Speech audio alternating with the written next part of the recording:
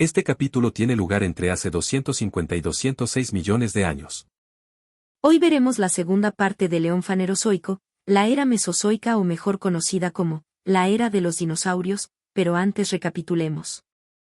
En el episodio anterior vimos la aparición, desarrollo y evolución de los seres vivos pasando de ser formas de vida que solo podían sobrevivir en los medios acuáticos a posteriormente ver un planeta que poco a poco fue conquistado por hongos y posteriormente por las plantas, mega insectos y finalmente los reptiles, los cuales obtendrán en este episodio el protagonismo o bueno, tal vez, no, en fin comencemos, con el periodo Triásico.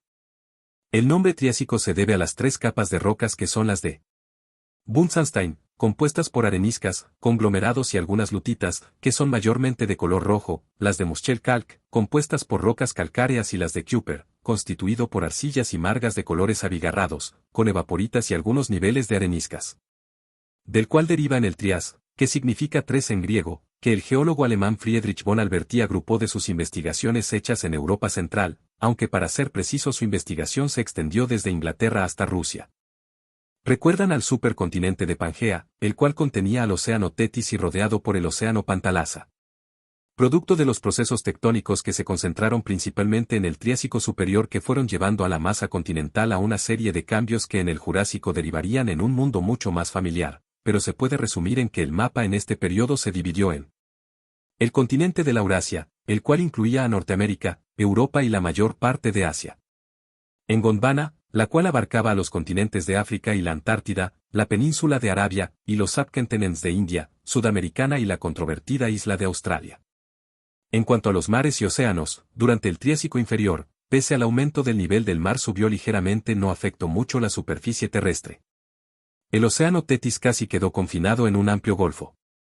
El tamaño y extensión de Pangea afectó la distribución de los océanos, provocando que las corrientes marinas y su efecto moderador en el clima fuera afectado, derivando en un clima continental, el cual era altamente estacional, con veranos muy calurosos y secos provocando la aparición y expansión de los desiertos cálidos, siendo este el caso del interior de Pangea en donde predominaron los desiertos cálidos e inviernos muy fríos, que pese a ellos, las regiones polares eran aparentemente zonas de clima templado y húmedo, lo cual es respaldado por la carencia de rastros de glaciación por la zona y por el nivel de los mares. Por otro lado, en las zonas costeras existían bosques de clima cálido y húmedos pero al mismo tiempo con inviernos frescos y veranos templados, favorecidos por varios episodios de aumento de las precipitaciones en las latitudes tropicales y subtropicales del mar de Tetis y sus alrededores. Se especula que en el ecuador de esta era se produjeron fuertes monzones, a veces conocidos como los megamonzones pangeanos. Si creen que esto fue mucho, por favor prepárense. El evento pluvial carniense. Fue un evento que afectó al planeta, en el cual se produjeron lluvias constantes, que según los registros obtenidos del final de este periodo, tuvieron un promedio anual de 1.400 milímetros, lo cual se extendió entre 1 y 2 millones de años, entre hace unos 234 y 232 millones de años atrás. Fue producto de las sucesivas erupciones volcánicas en el terreno de Brangelia, un territorio que se extiende desde el centro-sur de la actual Alaska hasta las costas de la Columbia Británica en Canadá. Una evidencia de este acontecimiento son las burbujas de dióxido de carbono encontradas en las rocas basálticas que se remontan al final del Triásico. Algunas de las consecuencias de este fenómeno fueron la interrupción de la desertización cálida que retomó el deshielo del iniciado en el Pérmico. Por un lado, gracias a la actividad volcánica y las excesivas precipitaciones ácidas, produjeron la extinción de casi el 33% de todos los géneros marinos junto con diezmar los arrecifes de coral, pero por otra parte en tierra, la historia fue otra, tanto la vida vegetal como animal se vieron mayormente favorecidos. En una nota aparte, pese a lo drástico de esta lluvia, bueno actualmente en Mawsyn Ram, en India, es uno de los lugares más lluviosos del mundo si no el que más llueve con precipitación anual de casi 12.000 milímetros por metro cuadrado. Aunque en 1985 estableció el récord mundial al llegar a los 26.000 milímetros. La fauna al igual que la flora, después del cataclismo del final del Pérmico, casi tuvieron que empezar desde cero, pero con el paso del tiempo y un poco de suerte, la vida recuperó su diversidad nuevamente. La fauna de esta era se puede dividir en tres tipos. Empecemos con los animales terrestres. Los reptiles que fueron comida de los mega insectos del Carbonífero y que pudieron progresar en paz durante el Pérmico, lograron su cenit con la aparición de los dinosaurios a finales del Triásico, ya que estos sin un competidor directo o depredador de momento que los amenace, pudieron evolucionar para poder reinar hasta el fin del Cretácico. Recuerden que por algo progresaron en el Pérmico, pero subsistían en el Carbonífero. Les presento los grupos de dinosaurios más destacados de este periodo. Comencemos con los prosaurópodos cuya existencia se extiende desde mediados del Triásico hasta inicios del Jurásico. Fueron los primeros dinosaurios de poder desplazarse en dos patas, eran herbívoros y por otra parte, tenemos a los terópodos, provenientes del suborden de dinosaurios saurisquios. Al igual que los prosaurópodos se desplazaban en dos patas. En la actualidad, pese a que los dinosaurios están extintos, aún quedan vestigios de ellos en sus descendientes modernos como los avestruces. Existe una disputa por el título del primer dinosaurio, entre el Eoraptor y el Staurikosaurus. Ya que, el primero tiene características en común con los terópodos, pero sin perder sus rasgos de un prosaurópodo. Pero para los que quieren ver dinosaurios y no lagartijas, tenemos al Procompsognathus y Plateosaurus. En la sección de las especies herbívoras tenemos a los dicinodontes, los cuales son representados por los paleontólogos con una apariencia similar a la de los hipopótamos. Los rincosaurios en conjunto con el Lystrosaurus, eran reptiles mamiferoides, los cuales son representados con una apariencia similar a la de los cerdos. Este último destaca por sobre el primero, por la gran cantidad de fósiles hallados por gran parte de lo que alguna vez fue el continente de Gondwana, y en caso de los cinodontes son presentados con una apariencia similar a la de las comadrejas. Estos ejemplos son solo una pequeña parte de las especies que fueron víctimas de la primera extinción masiva de la fauna terrestre. Aunque fueron reemplazados por los tecodontes, estos tampoco duraron demasiado al desaparecer en la segunda extinción masiva al final del Triásico. Algunos de los animales sobrevivientes a la extinción de esta era fueron las tortugas como el Odontochelis, que vivió en Asia Meridional en el Triásico, hace 220 millones de años, derivando en que las tortugas sean uno de los grupos de reptiles más antiguos, y por bastante si lo comparamos con los lagartos, las serpientes y los cocodrilos. Y por último pero no menos importante, los reptiles mamiferoides por suerte pudieron dar lugar a los primeros mamíferos antes de desaparecer al final del periodo Triásico, pero lo más importante para nosotros, es la aparición de algunos mamíferos favorecidos por su pequeño tamaño, similar al de los roedores, los cuales en el Cenozoico serán los futuros precursores de la era de los mamíferos, pero por ahora los reptiles gobernarán la Tierra. Voladores. En el Triásico superior, producto del desarrollo de membranas sobre las extremidades en varios reptiles pequeños, permitió a estos reptiles adaptarse para poder volar, dando origen al género de los Arobipteryx, que es considerado el precursor de los perosaurios o mejor conocidos como pterodáctilos, aunque esto sea un término erróneo. Lo usaré por propósitos didácticos. Se especula que originalmente estaban limitados a planear, pero el Eudimorphodon fue el primero en poder volar realmente. Los perosaurios son un orden diferente al de los dinosaurios, pese a ser ambos reptiles, se teoriza que ambos pudieron ser de sangre caliente. Acuáticos. En el Triásico inferior, los moluscos eran bastante comunes, siendo un ejemplo de esto, los bivalvos que en conjunto a los gasterópodos salieron relativamente indemnes de la extinción del Pérmico Triásico, pero su diversidad decayó bastante según registros fósiles del Triásico inferior.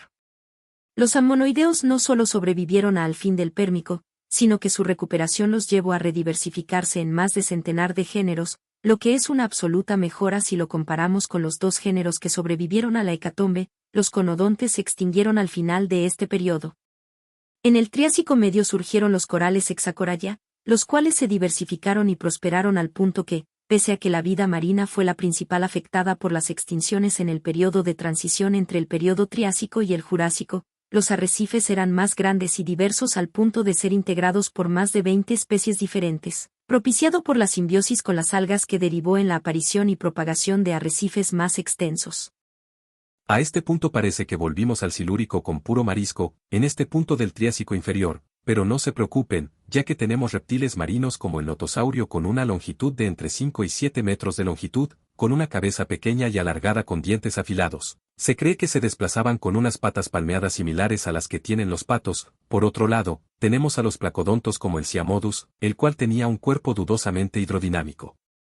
Pero si buscan un monstruo marino, tenemos al ictiosaurio de hasta 25 metros de longitud. Se teoriza que su dieta se componía por peces y moluscos. Su tamaño y peso exacto aún no está claro, pero eran el reptil marino más grande del Triásico. Flora. Pese a que la extinción del Pérmico Triásico fue sufrida principalmente por la flora y fauna acuática, las plantas terrestres por otra parte, no experimentaron una extinción importante al final de la era paleozoica, o por lo menos si lo comparamos con el cataclismo que vivieron los mares y océanos. El inicio de la era Mesozoica y del periodo Triásico junto con los cambios tectónicos en Pangea derivaron que en la Eurasia predominen las plantas adaptadas a su clima seco y cálido como. Entre la vegetación arbórea había algunas coníferas y ginkgos. En las zonas húmedas, los helechos predominaban en conjunto a las plantas gimnospermas como las coníferas de las cuales descienden, por ejemplo, los pinos actuales, cicadales y las cicadáceas, las cuales contaban con una apariencia similar a las palmeras. Al final de esta era aparecieron las primeras angiospermas como la Montsechia vidali, que fue una de las primeras plantas con flores. En Gondwana, que por otra parte era mucho más húmeda, estaba poblada por bosques de helechos gigantescos y coníferas voluminosas. Por otra parte, según los fósiles hallados de esta era, pese a que había insectos como los escarabajos estaban implicados en la polinización de algunas gimnospermas, lo destacable de las plantas de este periodo, es que el polen encontrado en los sedimentos de este periodo, fue lo suficientemente resistente, que incluso se han podido recolectar granos de polen y esporas de las plantas de más de 100 millones de años. Ya que estamos en la temática, voy a mencionar a mi país. En Paramillos de Espaillata, en la provincia de Mendoza, en Argentina, está ubicado el Bosque de Darwin, bautizado en honor de Charles Darwin, que descubrió mientras hacía su expedición de investigación cerca del área en marzo de 1835, en su viaje alrededor del mundo a bordo del HMS Beagle, el cual reúne la mayor cantidad de troncos petrificados como los Corystospermaceae que formaron parte de un bosque subtropical perenne de estación seca. Extinción. El Triásico tuvo dos eventos de extinción masiva, la primera fue producto de las repercusiones de la extinción masiva del Pérmico-Triásico y el segundo evento, la extinción masiva del Triásico-Jurásico al final del Triásico, y esta se prolongó hasta inicios del Jurásico, en donde hasta el 76% de las especies marinas y terrestres se extinguieron. Sus efectos se pueden dividir en sus repercusiones en su impacto en la superficie terrestre, empezando con la extinción casi total de los reptiles mamiferoides al final del Triásico junto con los grandes anfibios que fueron diezmados. Los conodontos junto con los reptiles placodontos también fueron víctimas, dejando de lado a los animales. En Gondwana, las gimnospermas fueron paulatinamente desplazadas por las angiospermas, cosa que el periodo Cretácico se convertiría en la supremacía de las angiospermas, gracias a un insignificante colaborador. Por otra parte, los mares y océanos fueron los que más sufrieron la mortandad, ya que, la vida marina sufrió la pérdida del 20% de las especies de animales marinos, pero por suerte la fauna marina se recuperaría en el periodo Jurásico. Los únicos reptiles marinos que sobrevivieron a este desastre, fueron los ictiosaurios y los plesiosaurios, bueno, en realidad sus especies más antiguas surgidas en este periodo. El fin de este periodo se atribuye a la actividad volcánica, en la provincia magmática del Atlántico Central, lo que produjo un desastre climático ocasionado por la continua emanación de ceniza, lo que impidió el ingreso de la luz solar al planeta, repercutiendo en la temperatura del planeta y provocando un colapso ambiental por la perturbación de las cadenas tróficas, sumado a que, la liberación de dióxido de carbono y azufre en la atmósfera, provocó que los mares y océanos se acidificaran, diezmando a la vida marina en el proceso. Aquí les dejo una lista de algunos yacimientos paleontológicos del Triásico por si les interesa. La Antártida, pese a que en la actualidad es un páramo helado disputado por sus recursos y territorio, nos proporciona al monte Kirkpatrick. El yacimiento de Paleorrota, en Río Grande do Sul, Brasil. Estados Unidos aporta en esta lista con el Rancho Fantasma o Ghost Ranch, ubicado en Nuevo México. En Argentina tenemos al Parque Provincial Ixchigualasto, ubicado en San Juan. Debido a la extensión de esta era, lo dividiré en 3 capítulos.